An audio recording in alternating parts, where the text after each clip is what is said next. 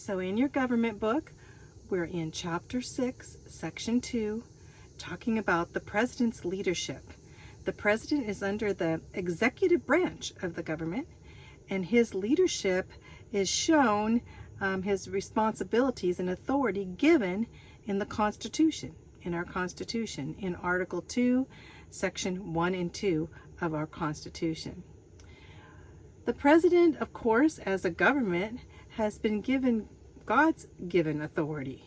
Ultimately, all of those leadership are given by God and God's providence, and it's a privilege and a responsibility as God sets forth government in the Bible.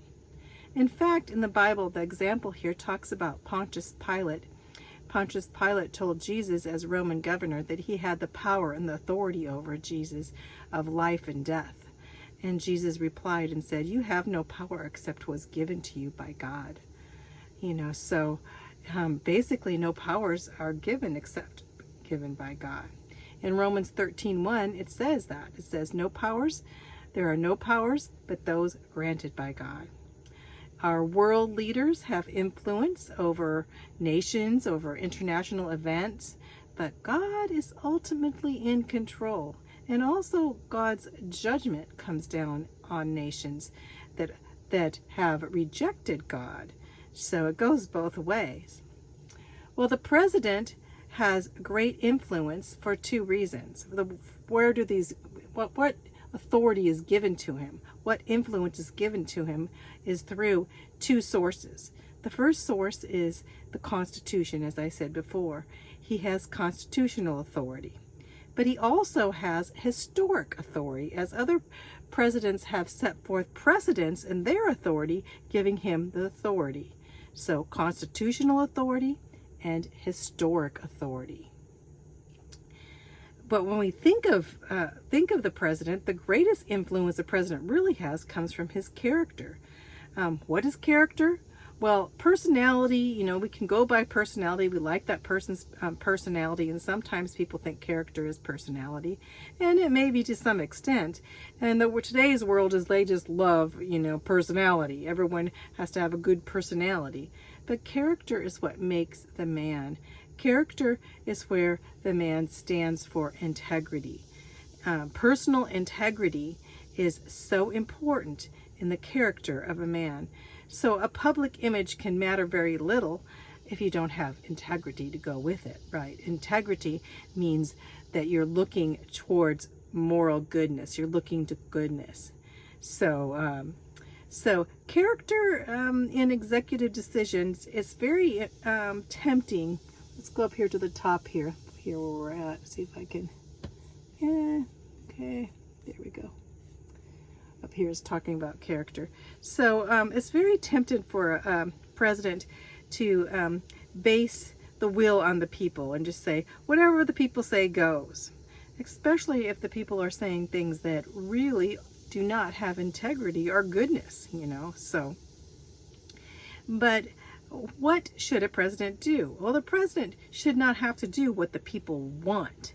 As the people elect a president, or as you elect a president, you want that president to make decisions on integrity, on what God wants, rather than what the people want or what he wants as an individual, right?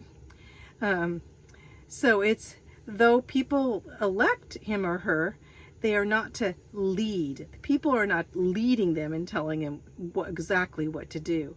The president is to lead the people, not the people leading the president in that sense. And we're not to be just guided by opinion polls. I always think of opinion polls and you think, oh, are these really liable? Are these really accurate opinion polls? And people say, well, the opinion polls say this. Well, opinion polls don't always prove principle. They're not really proved by goodness in principle in what the opinion polls say. A lot of people can be thinking the wrong way. A lot of people can have little integrity, right?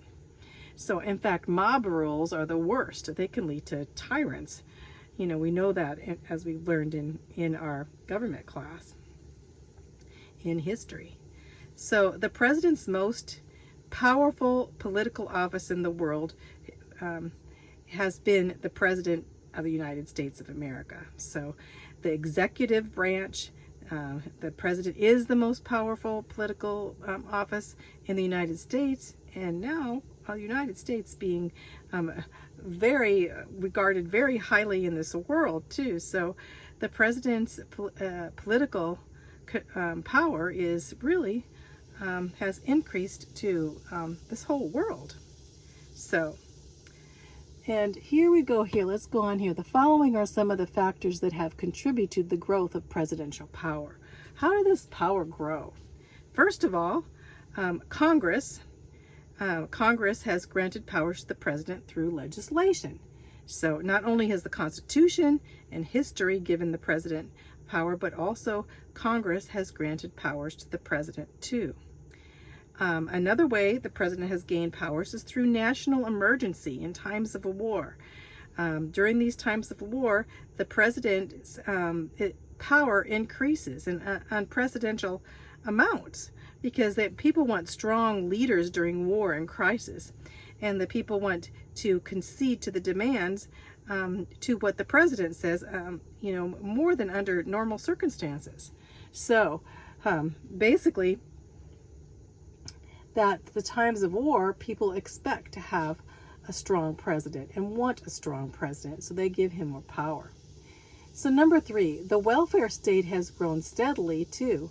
So during the welfare state, basically more people depending on the government now, that has increased the president's power. So the welfare state has grown increasingly, and the dependence of many Americans are dependent on the federal government and on the president. Number 4 here, basically a demonstration of superior leadership is being demonstrated through presidents. So, through a demonstration of superior leadership qualities, and some of these qualities make a strong president, such as persuasion, decisiveness, organization, endurance, personality. All these things can give a president more power and cause the people to like a president more, even though maybe not trust him more, but like him more, but give him more leadership. The more leadership responsibility, the more power to a president that they like, and they like their personality, or the president is very good at persuading is another.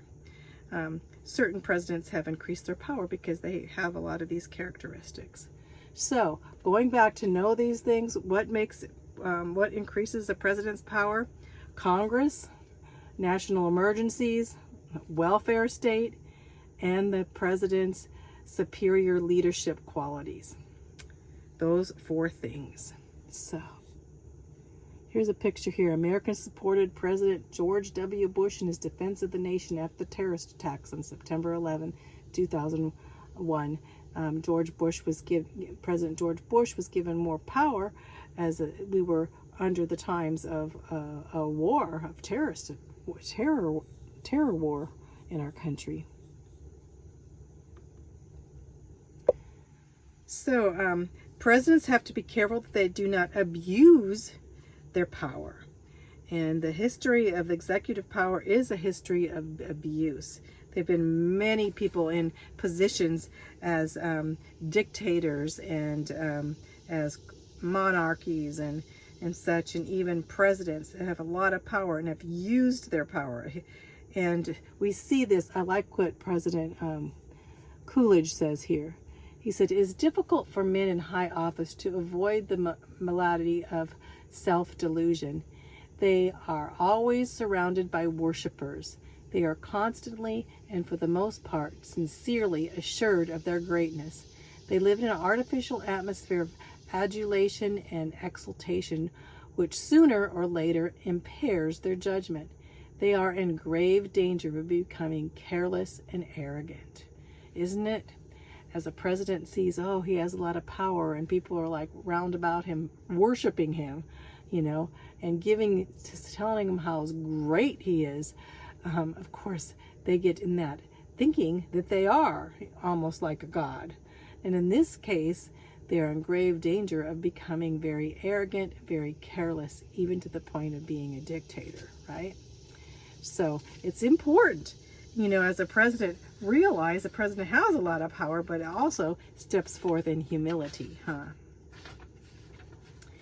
So, constitutional powers here. So when we're talking about the basis for constitutional powers, the authorities found in the Constitution, Article 2 of Section 1 of the Constitution gives authorities, and these powers are stated in Sections 2 and 3. These are the presidential powers, and I'm going to go over these quickly here too for the presidential powers, as you can see. I think it's important that we know what powers our president has, right? So, number 1, he is the commander-in-chief of the Army, Navy, and military. So, he's commander-in-chief. That is very important when they are called into service. So, number 2, he may require the written opinion of his executive officers. So, in the midst of this. So, number 3, he can grant reprieves and pardons, except in the case of impeachment. That means the president can pardon somebody that has been accused of a federal crime, or has actually, been accused, and not only accused but convicted of a crime. He can give them a pardon and reprieve, and we're going to go over that later. Also, he can fill the vacancies that occur in the recess of the Senate. So, number 4, he can refill vacancies. He can inform the Congress of the State of the Union. He gives his State of the Union address to tell about what's going on in the Union, right? And what he would like to do. He recommends legislation to Congress.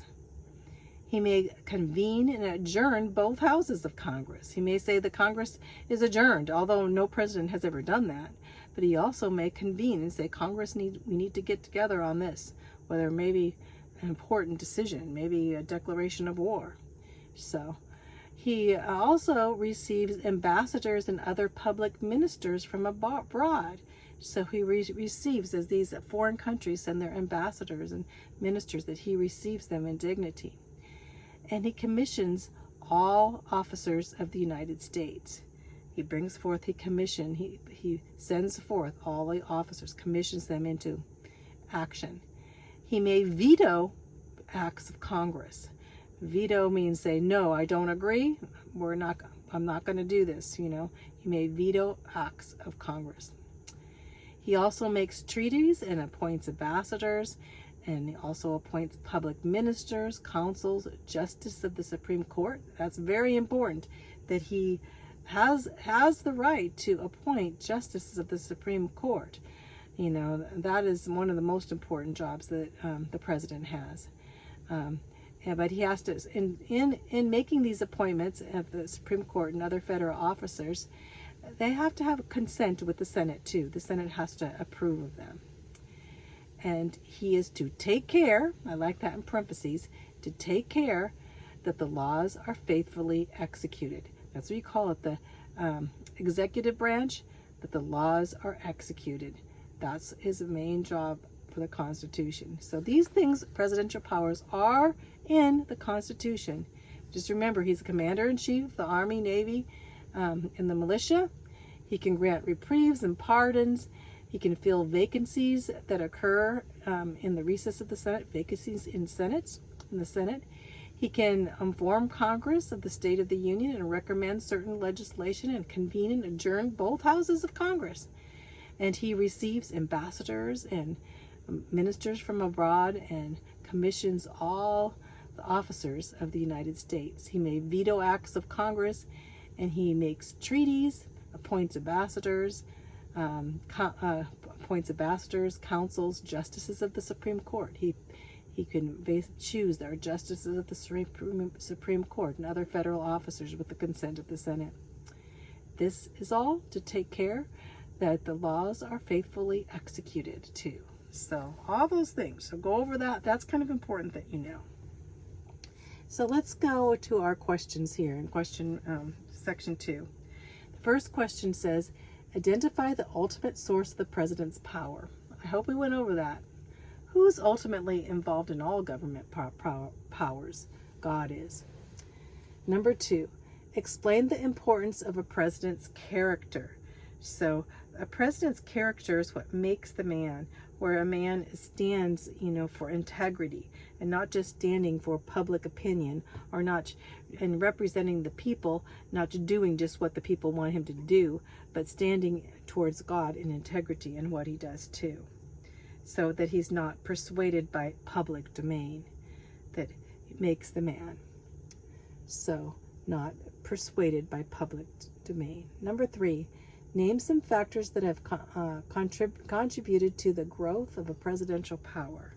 So national emergencies, right, have given more power. Welfare has given more power to the government as more people are depending on the government. The strong leadership qualities given more power. Also, Congress has given the president more power. So as time go on, the president is given more power. Number 4, what is the foundation of the president's authority and influence? I hope you saw here at the bottom, the presidential powers are given by the ultimate. First of all, we know that president's authority and influence is given by God, but in the United States, we know it's given also through the Constitution of the United States, right? So what is the foundation? Is the Constitution. So constitutional powers, these presidential powers are given that I've listed right here. So that's section 1. So I think I'm going to stop there because we're going to go on to section 2, or that's section 2, I'm sorry, and we're going to go on to section 3. And I was going to go straight into it, but I think it's the roles of president are all written in this Article 2 of section 2 and 3. So we're going to go through the roles of president. Now we went over the powers. Now we're going over the roles, which he serves as a chief of state, chief executive, chief legislator, chief diplomat, and commander-in-chief. We've kind of touched on some of those things. So let's stop there and we'll begin on another video.